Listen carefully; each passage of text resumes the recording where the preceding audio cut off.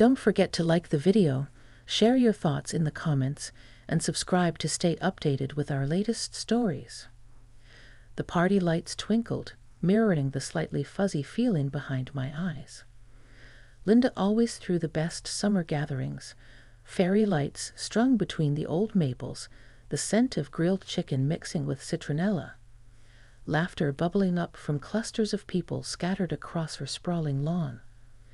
I'd been looking forward to it, a chance to feel normal again, less like the woman whose life had recently decided to take a sharp, unexpected turn off the familiar highway.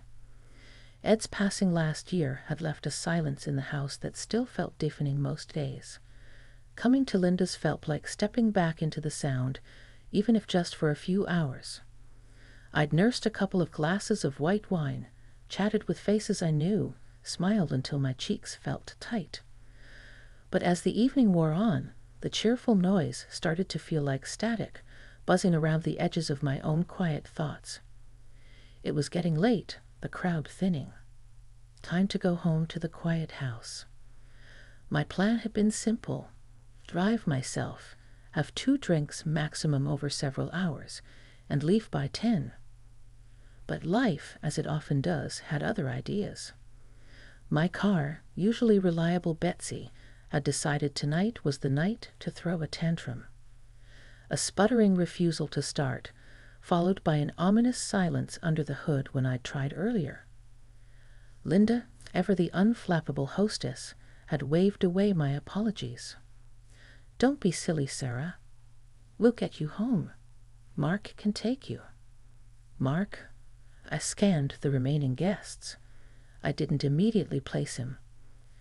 Linda gestured towards a man standing near the edge of the patio, looking out into the dark garden. "My cousin, Mark. He just got here an hour ago, had to work late. He's heading back towards your neck of the woods anyway." I remembered Linda mentioning her cousin, the quiet one who owned some sort of specialized bookstore downtown. I'd never met him. He turned as Linda called his name, and my first impression was calm. He seemed rooted to the spot, unlike the shifting, mingling energy of the partygoers. He was probably around my age, maybe late 50s, with short, neat graying hair and kind eyes behind understated glasses. There was a stillness about him. He wore a simple button-down shirt, sleeves rolled up, looking slightly out of place, as if he'd arrived directly from a quieter, more thoughtful world. "Mark, this is my dear friend, Sarah," Linda chirped, linking her arm through mine. Sarah's car decided to be difficult. "Would you be a prince and make sure she gets home all right? She lives over near Willow Creek." Mark offered a small, polite smile. "Of course. No problem at all. Ready when you are, Sarah." His voice was deeper than I expected, smooth and even. No fuss, no hesitation, just a simple acceptance. I gathered my purse and wrap, said my goodbyes to Linda with promises to call about the car tomorrow, and followed Mark towards the street. His car wasn't flashy, a dark, well-kept sedan that looked comfortable and dependable, much like the man himself. He held the passenger door open for me, a gesture that felt almost quaintly courteous in today's world. Settling into the seat, I noticed the faint, pleasant smell of old paper and maybe leather. It wasn't the usual car smell of stale air freshener. It smelled interesting, comfortable. He asked, starting the engine. The sound was a low, unobtrusive hum. "Yes, thank you," I replied, suddenly feeling a little awkward. Small talk wasn't always my forte, especially with strangers. "What do you say to your friend's cousin who's unexpectedly become your chauffeur? Thank you again for doing this. I really appreciate it." "Honestly, it's no trouble. Linda's right, I'm heading in that general direction anyway." He pulled away from the curb smoothly, the streetlights washing over his profile. He seemed focused on the road, hands resting lightly on the wheel. The silence stretched for a few blocks, filled only by the soft hum of the engine and the distant chirp of crickets. It wasn't an uncomfortable silence, strangely enough. It felt peaceful. Maybe it was the wine wearing off, or maybe it was just the contrast to the party's noise, but the quiet felt welcome. He navigated the familiar streets leading away from Linda's neighborhood with an easy confidence. So, he began, his voice still quiet but friendly. "Linda tells me you're a painter." I was surprised Linda had mentioned that. It felt like a past life sometimes. "I dabble," I admitted. "More of a hobby these days. Used to be more serious about it." "What kind of things do you paint?" He glanced over briefly, his eyes holding genuine curiosity. "Mostly landscapes," I found myself saying. "Trying to capture the light, you know. The way it changes things." "I think I know what you mean," he murmured, turning onto the main road that led towards my part of town. "Light changes everything." The way he said it, simple and direct, resonated somehow. It wasn't just small talk. It felt like he actually understood. The streetlights became fewer as we left the denser suburban sprawl, the road ahead darker, illuminated mainly by the car's headlights carving a path through the night. The air drifting through the slightly open windows smelled like damp earth and honeysuckle. This unexpected ride home was already feeling different than I could have possibly imagined. The conversation started to flow more easily after that. He asked about my painting, not just polite questions, but thoughtful ones about inspiration, about the feeling of getting lost in the canvas. I found myself telling him about the frustration of trying to capture a specific shade of sunset, the small joy of finally getting it right. It felt surprisingly easy to talk to him. He listened intently, nodding sometimes, his occasional comments showing he wasn't just hearing, but understanding. He spoke about his bookstore, not just the business side, but the satisfaction of connecting someone with a book they end up loving, the quiet magic of a place filled with stories waiting to be discovered. He described the smell of aging paper and bindings with a reverence I understood, echoing my own feelings about the scent of turpentine and linseed oil. We talked about books we loved, discovering a shared affection for certain authors, the kind whose words felt like coming home. We discovered a mutual dislike for overly crowded places and a fondness for rainy afternoons. It wasn't dramatic. There were no sudden revelations or shocking confessions. It was simpler than that. It was the gentle unfolding of two personalities, finding unexpected points of connection in the quiet intimacy of a shared car ride. The subtle tension I felt wasn't romantic, not exactly, but it was a tension of awareness. An awareness of being truly seen, perhaps for the first time in a long while. He didn't pry into my personal life, didn't ask about Ed or why I seemed a little fragile around the edges, and I didn't ask about his. It was enough to talk about art and books and the way the world looked and felt. As we drove further, the houses grew farther apart, replaced by stretches of dark fields and trees silhouetted against the moonlit sky. The world outside the windows felt vast and quiet, mirroring the peaceful space that had opened up between us inside the car. He drove comfortably, never too fast, never too slow. It felt safe. "There's a spot just up here," he said after a comfortable pause in the conversation. "An overlook. The view of the valley is quite something at night, especially with the moon almost full." He glanced over. "Would you mind? It adds maybe 10 minutes, but it's worth seeing if you haven't before." I hesitated for only a second. My house, my quiet, empty house, could wait. "No, don't mind at all," I heard myself say. "I'd like that." He turned off the main road onto a narrower, winding lane that climbed gently upwards. The trees grew denser here, their branches occasionally brushing against the car roof. It felt like we were heading somewhere secret. He pulled into a small, unpaved clearing at the top of the rise. Switching off the engine, the sudden silence was profound, broken only by the chirping of night insects and the whisper of a breeze through the pines. He didn't turn off the headlights immediately, their beams cutting through the darkness, illuminating a low stone wall at the edge of the clearing. Beyond it, nothing but darkness. "We should get out," he suggested quietly. "The lights spoil the view." He killed the headlights, and the world outside plunged into a soft, silvery darkness, lit only by the high, bright moon and a million distant stars. He came around and opened my door again. Stepping out, the night air felt cool on my skin. The scent of pine was strong here, clean and sharp. We walked the few steps to the low stone wall, and the view, it stole my breath. Below us, the valley stretched out, a vast tapestry of sleeping houses, scattered lights twinkling like fallen stars. The moonlight bathed the distant hills in an ethereal glow, softening their contours, making the familiar landscape seem magical, mysterious. We stood there for a moment, side by side, not touching, just looking.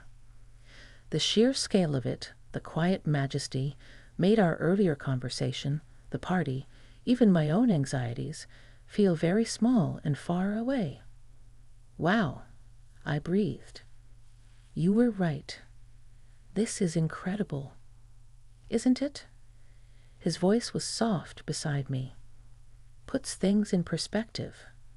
We leaned against the cool stone wall. The silence returned, but this time it felt different.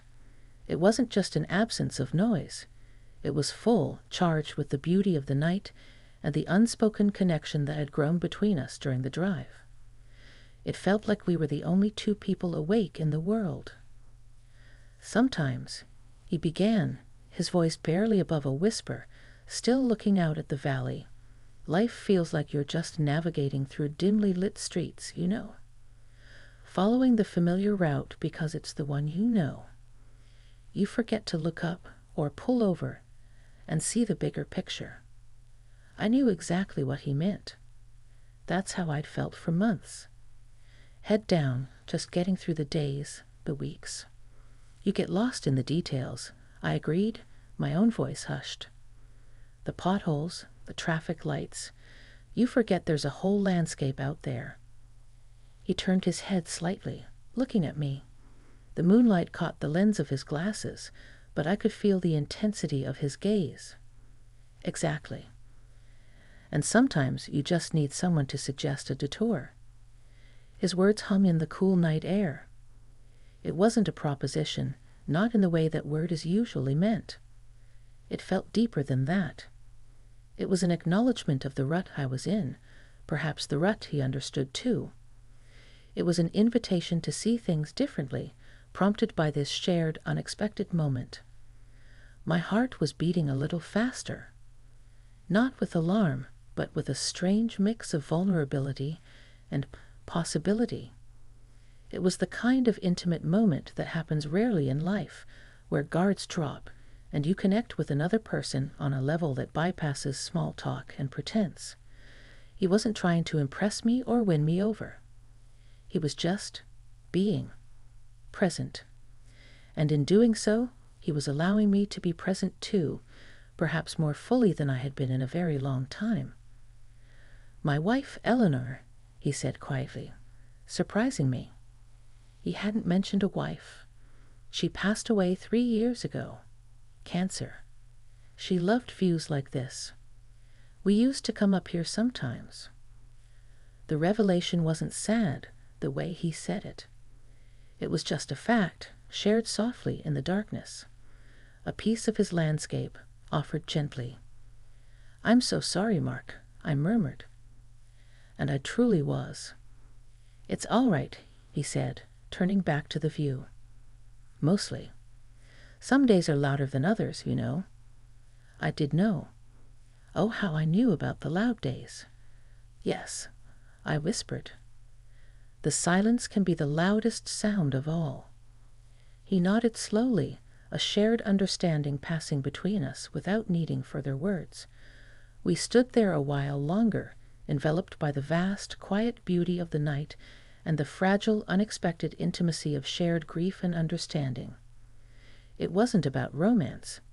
It was about humanity, about seeing the map of loss in another person's eyes and recognizing the landmarks. The unexpected thing wasn't a kiss or a confession of attraction. It was this profound, quiet moment of seeing and being seen, of shared vulnerability under a canopy of stars. It felt like a quiet clearing in the dense forest of my own solitude. The drive back down the winding lane and onto the main road towards my house was different. The earlier easy chatter was replaced by a comfortable, thoughtful silence. The air in the car felt charged, but not with awkwardness. It was the quiet energy that follows a moment of genuine connection, like the air after a summer storm, cleansed, calm, and carrying the faint scent of ozone. Mark seemed content with the silence too, his hands steady on the wheel, his gaze focused ahead, but seemingly more relaxed than before. I watched the familiar landmarks approach, the old mill by the creek, the sharp turn at Willow Road, but they looked different tonight. Tinged with the silver of the moonlight we'd shared at the overlook, colored by the quiet understanding that had passed between us. When he pulled up in front of my house, he cut the engine, plunging us back into the neighborhood quiet, broken only by the low hum of a distant air conditioner. My porch light cast a warm, welcoming glow, but tonight the house didn't seem quite so empty. Something had shifted within me. "Well," he said softly, turning slightly in his seat. "Here you are." "Thank you, Mark," I said, meeting his gaze. His eyes, behind the glasses, looked kind, steady. "Really? Thank you for the ride. And for the detour." A small smile touched his lips. "You're welcome, Sarah." It was. Nice. Nice. Such a simple word, yet it felt inadequate for the depth of the connection I felt, but also somehow perfectly right. It wasn't dramatic or life-altering in a loud way, but it was significant. He didn't make any move to get out, didn't linger awkwardly. He just waited, respecting my space. I gathered my purse, my hand resting on the door handle. "About my car?" I began. "Don't worry about it tonight," he interrupted gently. "Get some rest. Linda and I can help you sort it out tomorrow." "Okay," I agreed. "Thank you." I opened the door, stepping out into the familiar air of my own street. I paused, looking back at him. "Good night, Mark." "Good night, Sarah," he replied, his voice calm and warm in the darkness. I closed the door softly and watched as he waited for me to get to my front door before pulling away smoothly, his taillights disappearing around the corner. Inside, the silence of the house greeted me, but it didn't feel oppressive tonight.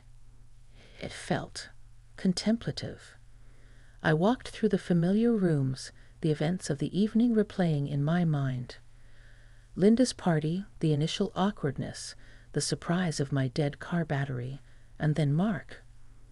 The quiet conversation in the car, the shared appreciation for simple things, the unexpected stop at the overlook, the starlit view, and that moment of profound shared understanding. It wasn't a whirlwind romance, nothing like the stories you sometimes hear. It was quieter, subtler, but no less powerful for it. It was the simple, unexpected gift of human connection, of feeling seen and understood at a time when I felt largely invisible, even to myself. Standing in my dimly lit living room, I looked out the window into the night. I didn't feel giddy or swept off my feet. Instead, I felt a quiet sense of expansion, like a door had been gently pushed open in a room I hadn't even realized was closed. The drive home with my friend's cousin hadn't been about sparks flying. It had been about finding a steady, quiet light in the darkness. a reminder that connection can happen in the most unexpected ways, that understanding can be found in shared silence, and that sometimes a simple detour can show you a view you desperately needed to see.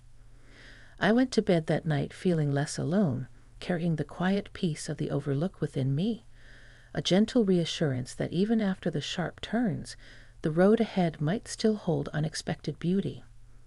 And maybe, just maybe, I was ready to start looking up again.